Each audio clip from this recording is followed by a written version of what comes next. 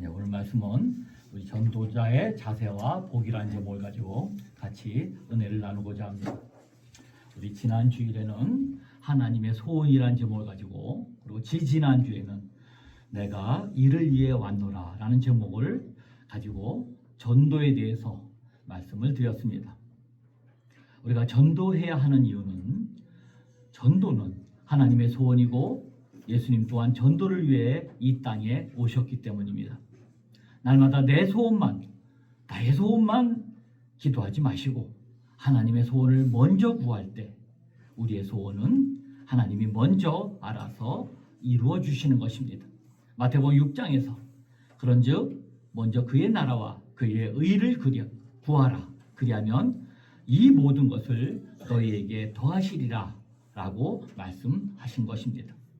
오늘 본문의 말씀은 예수님께서 예루살렘으로 향하여 들어가실 때 70명의 제자를 먼저 전도대로 보내면서 전도자의 자세에 대해서 참 당부하신 말씀이 오늘 본문의 말씀입니다. 예수님은 예루살렘에 올라가시는 길에 그냥 가시지 않고 미리 제자들을 먼저 보내어 사람들을 준비하게 하셨습니다. 그것은 육신의 몸을 입으신 예수님의 마지막 길이었기 때문이었습니다. 예수님은 이 여행에서 많은 사람을 고치시고 축복하시려고 작정하셨습니다. 10장 1절입니다. 그 후에 주께서 따로 70인을 세우사 친히 가시려는 각 동네와 각 지역으로 둘러 앞서 보내시며, 제자들은 예수님이 직접 예수님 앞서 보내셨다고 말씀하십니다. 그러므로 전도자는 하나님이 보내신 사신입니다. 하나님 나라의 대사인 것입니다. 전도자는 어떤 환경에 처해 있을지라도 하나님 나라의 대사로서 정체성을 잃어버리는 행동을 해서는 절대 안 되는 것입니다. 그런 이유 때문에 예수님께서 전도자가 갖추어야 할 올바른 자세에 대해서 말씀하시고 전도자가 받을 복에 대해서 오늘 본문을 통해서 말씀하고 계신 것입니다. 그러면 전도자는 어떤 자세를 가지고 그 전도의 현장에 나가야 하며 전도자에게 주시는 그 복은 무엇일까요? 우리가 첫 번째, 우리 전도에 있어서 시간과 기회가 많지 않음을 깨달아야 합니다. 저는 독도원 일대 전도를 나가면 어르신들이 꼭 하시는 말씀이 있습니다. 그래, 교회 다니는 건 좋은데 나중에 내가 조금 더 나이가 많으면 갈게, 이렇게 말씀하시는 거 많이 봤습니다. 심지어는 90이 가까운 되신 분들도 나이가 더 먹으면 간대요.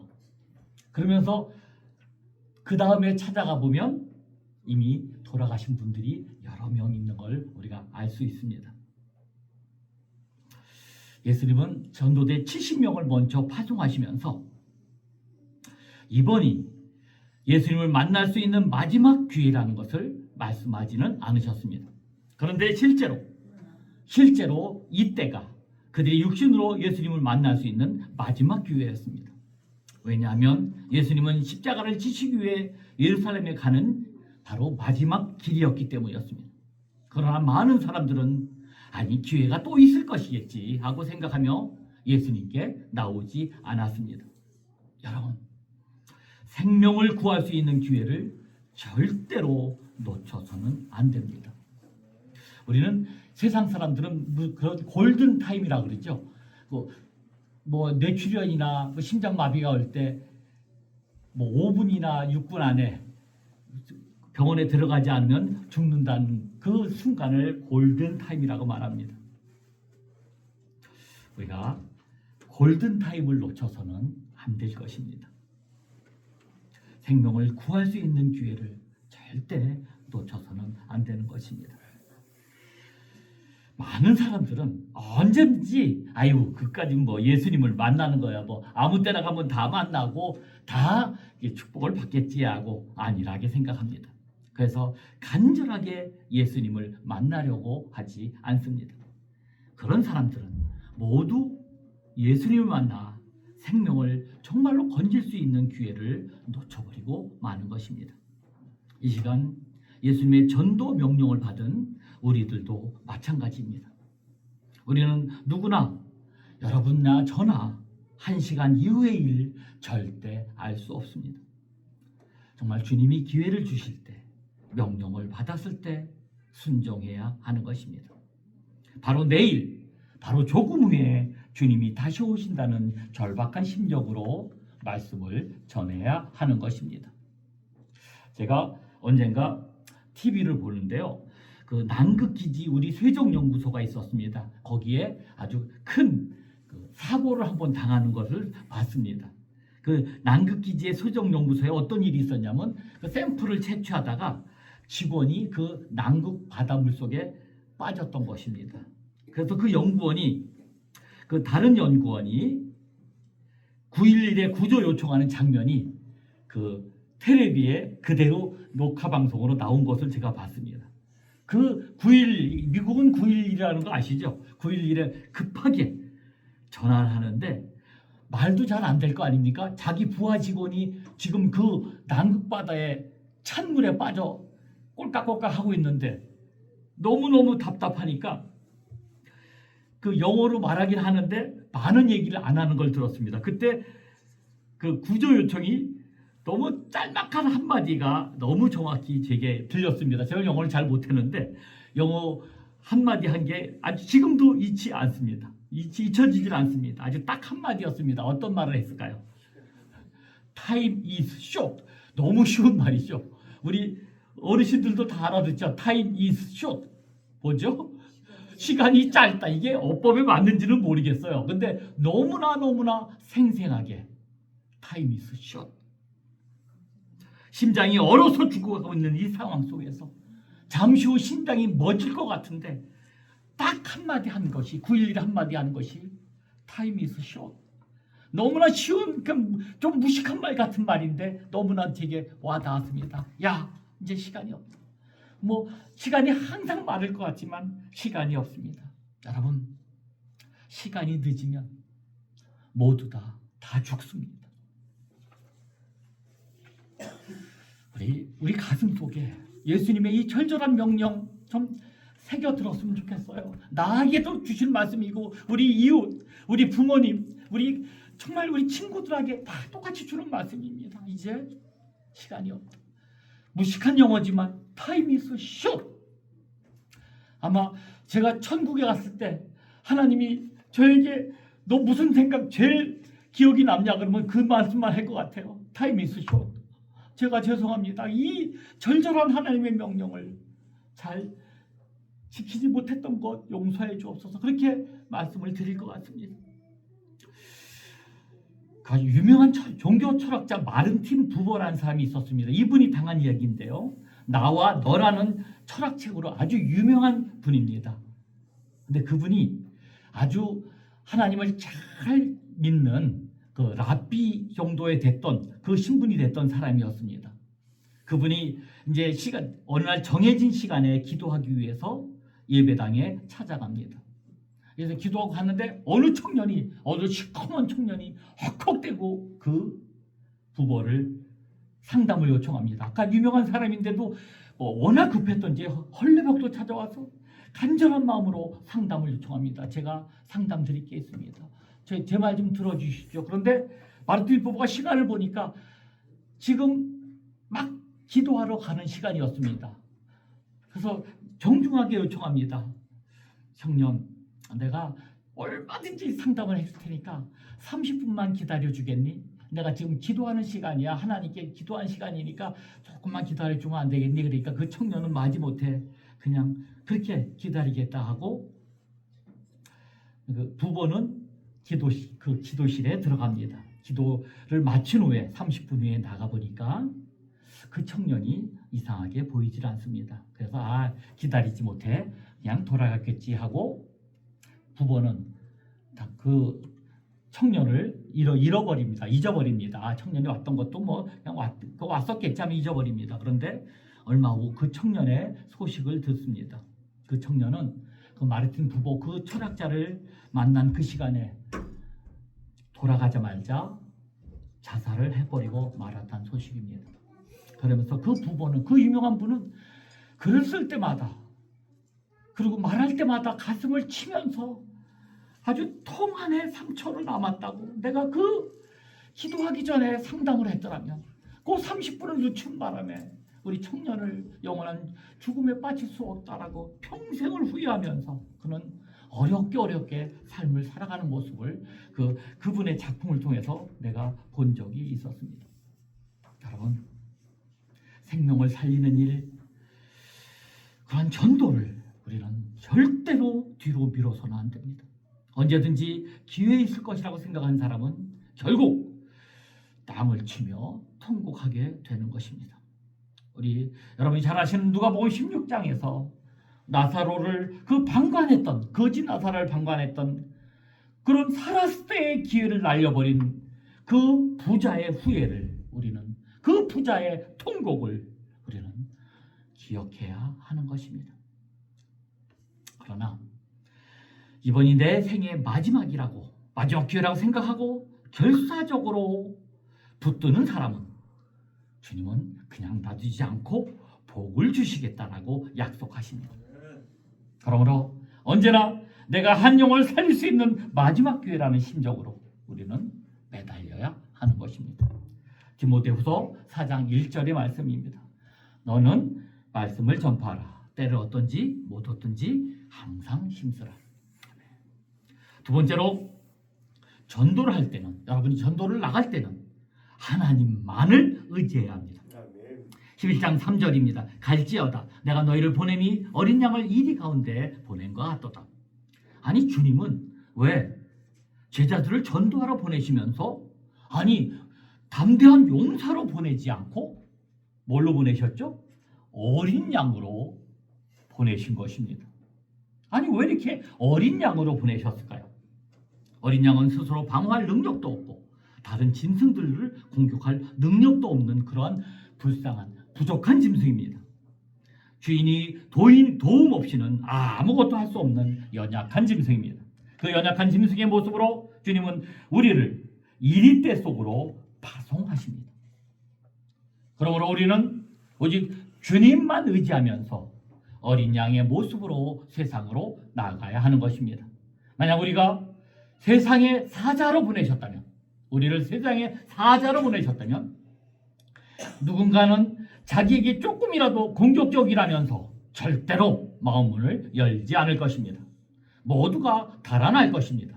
그런데 어린 양들이 오니 사람들은 이 양들을 자기에게 절대로 공격하지 않다는 것을, 양은 자기에게 공격을 하지 않는다는 것을 알게 됩니다.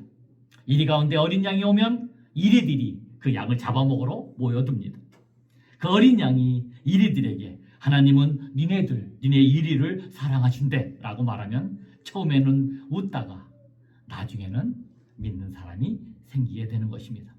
그래서 그리스도인들은 다른 사람과 싸워서 지는 것이 실제로 이기게 되는 것이라고 말씀하고 있습니다. 여러분, 내가 힘이 있다고, 내가 능력이 있다고 말하면 하나님은 일하지 않으십니다. 오직 하나님의 도움 없이는 나는 아무것도 할 수 없다는 어린 양 같은 모습으로 세상에 나아갈 때, 오직 하나님만 붙잡고 주님이 아니면 나는 죽을 수밖에 없는 부족한 사람입니다. 주님만 붙잡고 나갈 때 하나님은 능력을 주시며 하나님의 놀라운 역사가 일어나게 되는 것입니다. 고린도후서 12장 7절입니다. 내 능력은 약한 데서 온전하여 짐이라. 아멘. 본문 10장 4절에 보니까 천대나 배낭이나 신발을 가지지 말며라고 말씀하고 있습니다.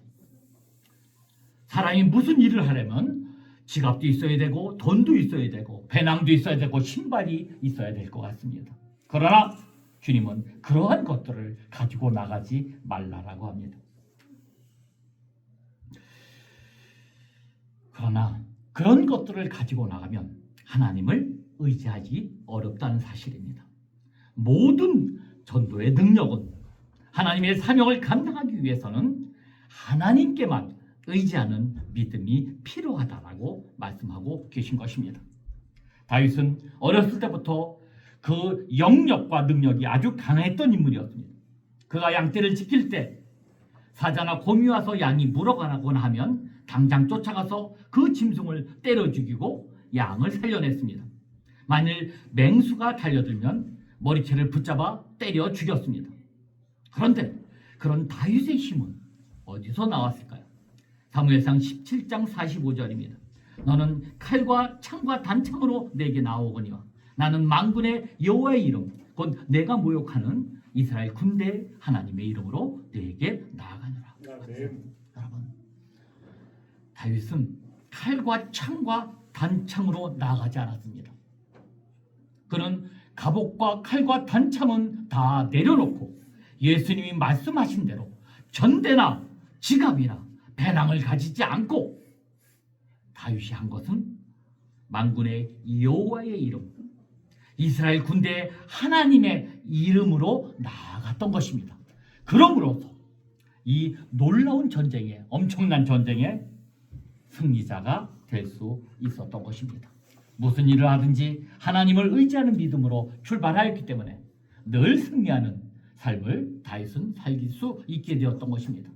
우리가 복음을 전하는 전도자의 사명을 감당하기 위해서는 다윗처럼 모든 것을 하나님 뜻에 맡긴 채 전적으로 하나님을 의지하는 마음을 갖고 전도해야 하는 것입니다.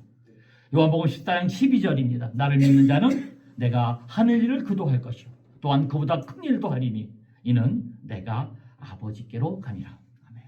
하나님만을 의지하면 하나님 의지하여 전도하면 예수님이 하신 것처럼 또한 그보다 더 큰 열매가 여러분과 저에게 맺혀질 것입니다. 세 번째로 전도는 하나님이 보내시는 사명임을 우리가 알아야 하는 것입니다. 3절에서 주님은 갈지어라 라고 말씀하고 있습니다. 이 말씀은 예수님을 찾아갔을 곳을 대신하여 파송된 전도대들이 대사의 자격으로 찾아가야 한다는 뜻입니다. 나 혼자 교회 다니면서 믿음 지키는 일에만 만족하는 사람은 하나님 나라에서 상급이 없습니다. 전도는 은사가 아니라 성도의 사명입니다. 전도의 사명을 감당하기 위해서는 영혼을 사랑하는 마음을 품고 전도하다 보면 하나님께서 전도의 은사와 담대한 용기를 우리에게 주시는 것입니다. 3절에 보니 전도자가 가야 할 지역은 이리 때가 우글거리는 곳이라고 말씀하고 있습니다. 이것은 전도자가 찾아가는 곳에는 어려움과 힘든 일이 있다는 것을 우리에게 말씀하고 있습니다. 여러분은 전도를 해봤을 테지만 가는 곳곳마다 순탄하게 되는 경우는 거의 없습니다. 오늘 말씀에 있는 것처럼 이리 때가 우글거리는 것처럼 정말 말씀을 증거하기야 많이 힘든 것이 사실입니다. 죄악과 폭력, 거짓과 이손으로 가득 차 있어 누구나 그곳에 가는 것을 꺼리고 있습니다. 그럼에도 불구하고 전도자는 많은 사람을 하나님 앞으로 인도하기 위해서 그곳으로 가야 하는 것입니다. 그런데 주님이 가라 하고 명령했다 해서 무적되고 떠나면 정말로 큰 낭패와 절망에 빠질 수 있습니다. 우리는 주님이 가라 하실 때 반드시 성령의 도움과 인도를 받고 떠나야 하는 것입니다. 사도행전 1장 4절입니다.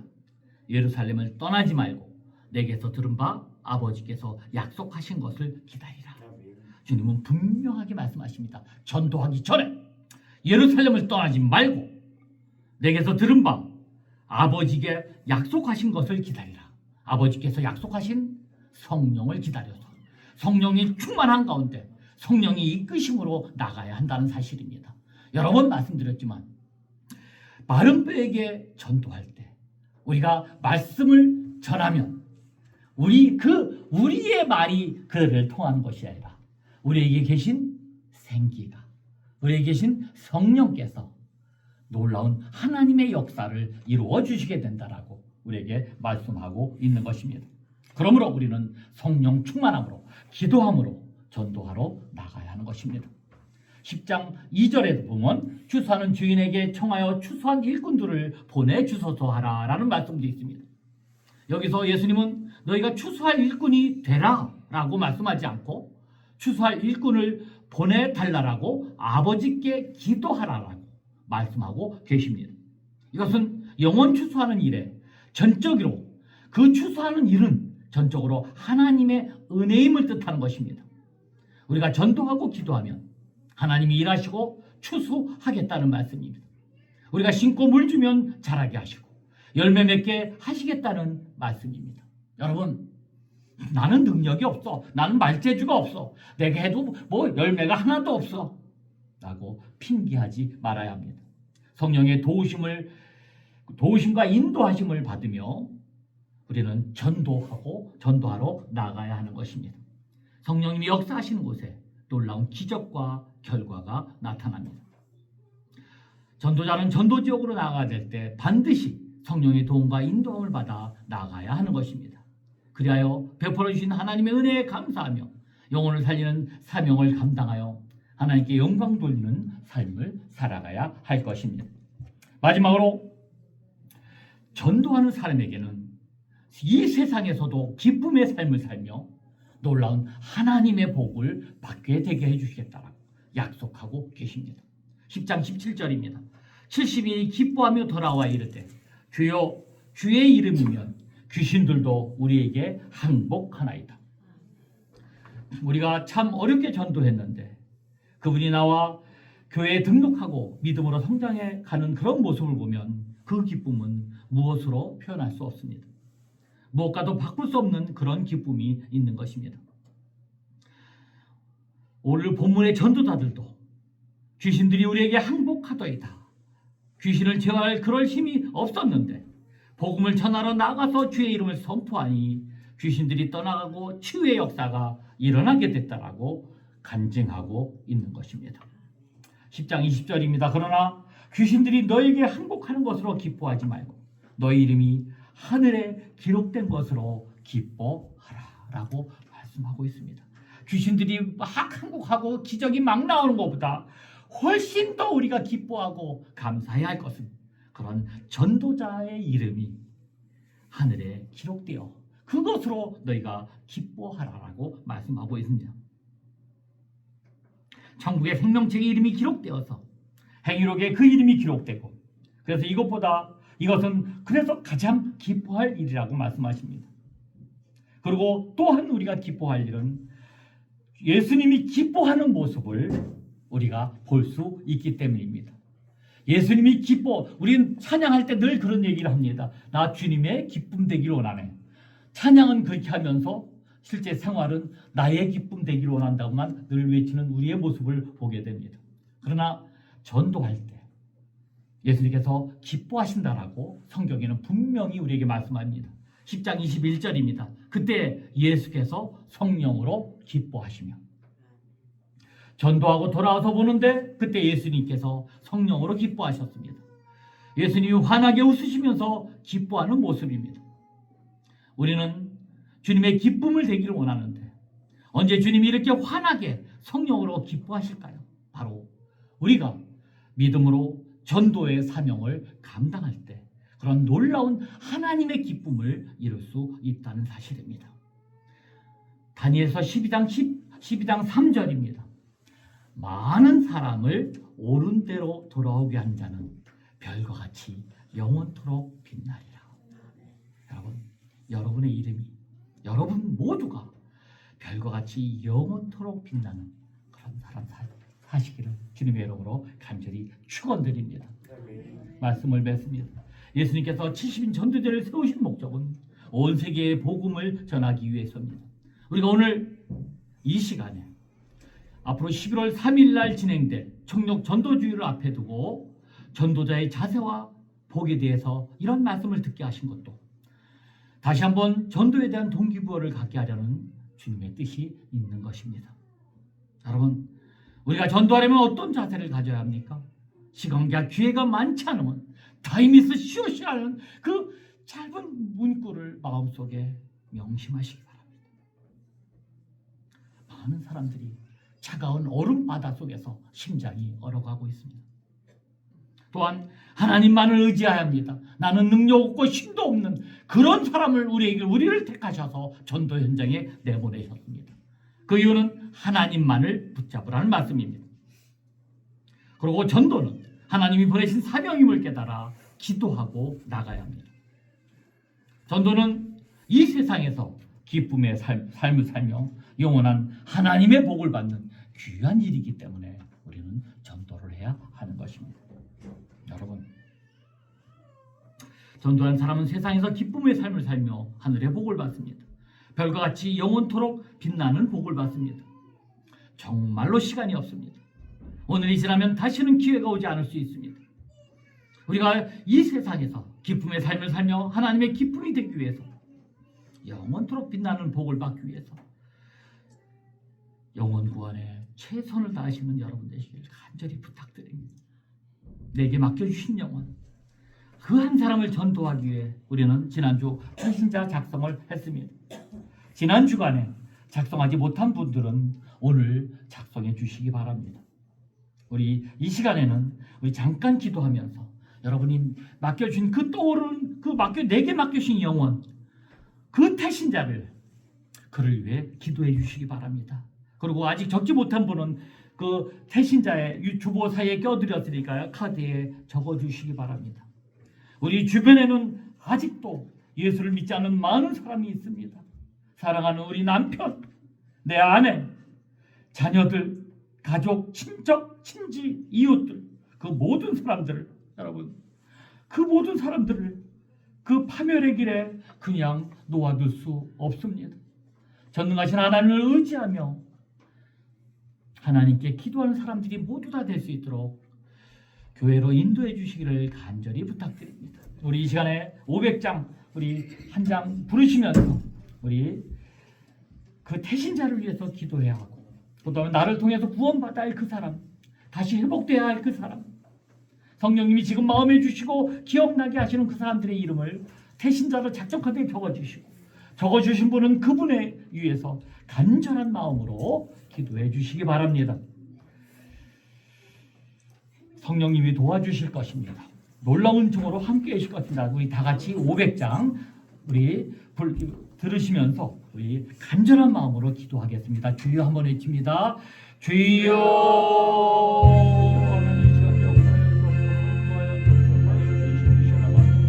하나님, 우리 맡겨진 태신자를 위해 기도합니다. 하나님 지켜주옵소서. 주여, 최성조, 유종현, 주여, 김준남, 정진영, 이순애, 이명정, 진성용, 정종욱, 신나라, 신현지, 조선영, 송정수, 강덕심, 송항중, 박민복, 김승동, 이숙자, 김설환, 김재란, 권일성, 이정림, 권도구, 권상우, 이용문, 김금, 전금선, 안은숙, 윤미자, 승낙주, 이예숙, 박경자, 이현자, 최남아, 윤미자, 박명숙, 최옥주, 최승진, 최우숙, 송재경, 송태희, 박기영, 최정숙, 최유숙, 최관영, 최금, 최준호, 안미영, 장영건, 강창길, 김혜슬, 강한우, 정춘현, 성향숙, 장경선, 김남일, 정순영, 김차일, 김은민, 이정민, 황미자, 이숙자. 하나님, 이후에 내게 맡겨신 많은 태신자들 위해 간절한 마음으로 기도합니다. 하나님, 우리를 불쌍히 여기시고 이들을 불쌍히 여기시고 얼음물 바닷속에 빠져서 심장이 멎어지는 것 같은 그런 갈급한 심정을 가지고 이들에게 말씀을 주고 그들이 다시금 주님께 나와 예배하며 하나님께 영광을 돌리는 귀한 믿음을 가질 수 있도록 주여 이들을 불쌍히 여겨주옵소서. 10월 3일 놀라운 은총으로 함께 하셨습니다. 이들 모두가 주님께 나와 예배하며 하나님께 영광 돌리는 귀한 삶 살아가는 귀한 삶 될 수 있도록 인도하여 주옵소서. 주여, 영원한 죽음을 볼 수가 없습니다. 주여, 함께 하시고 주여, 이들에게 놀라운 은총으로 함께 하여 주옵소서. 주여, 이끌어 주옵소서. 주여, 우리 친구를 구원하시고 하나님 불쌍히 여기시고 인도하여 주옵소서. 주여, 이끌어 주시고 인도하여 주옵소서.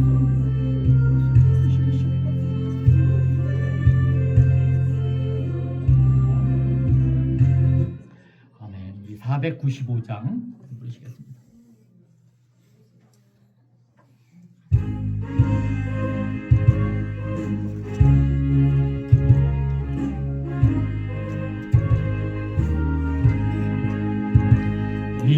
고칠 자가 없는 이때에 누가 가서 거둘까? 내가 어찌 게으르게 앉아있을까?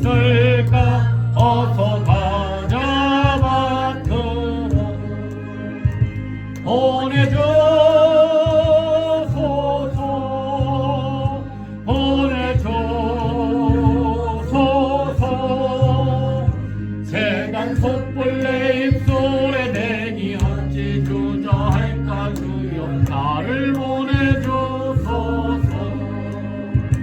주가 다으로 다니시며 일꾼 보로나 다루는 자 적도다. 보라 주의 사랑하는 이은 복식을 어서 거두러 가자. 보내주소서 보내주소서. 제간 촛불 내 입술에 대니 어찌 주저할까 주여 나를 보내주소서. 주가 나를 부르시니 언제 어디나 기뻐가서 일하는. 주가 명령 내리실 때 능력 받아서 기뻐 거두